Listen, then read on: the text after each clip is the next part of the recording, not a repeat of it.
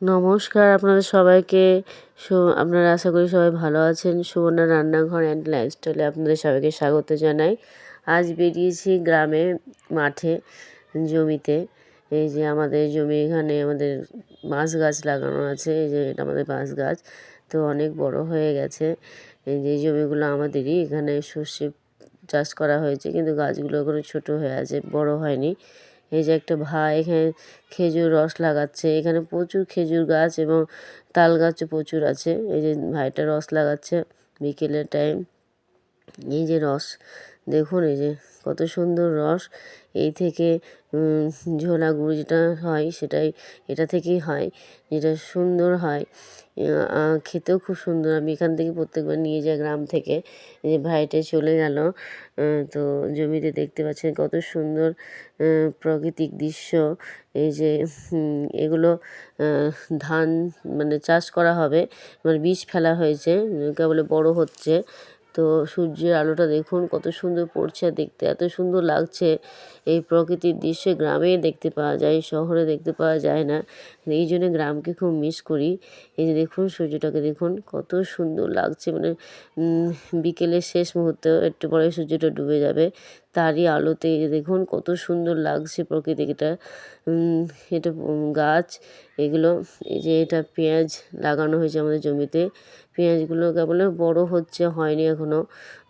পেঁয়াজগুলিও ওরকম বের হয়নি, কেবলে বের হচ্ছে এই যে পুরোটাই।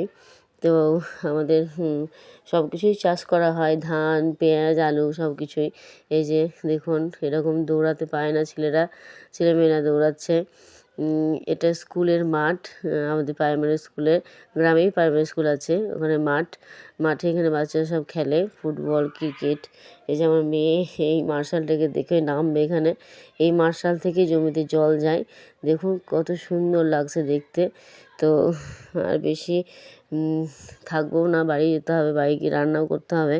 তো দেখুন, সত্যিই খুব সুন্দর লাগছে। আমার মেয়ে এখানে জল খাবে, তো আমি বলছি খাও।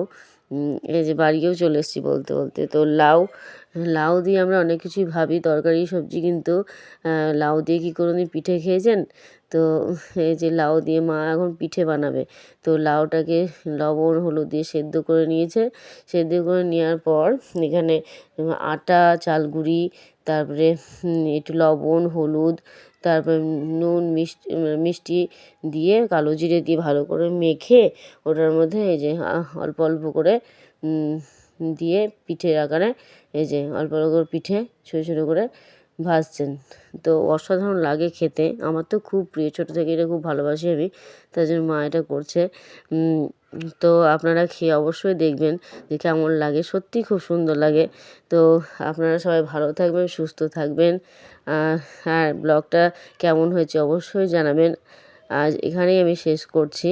তো সবাই ভালো থাকবেন, অবশ্যই জানাবেন।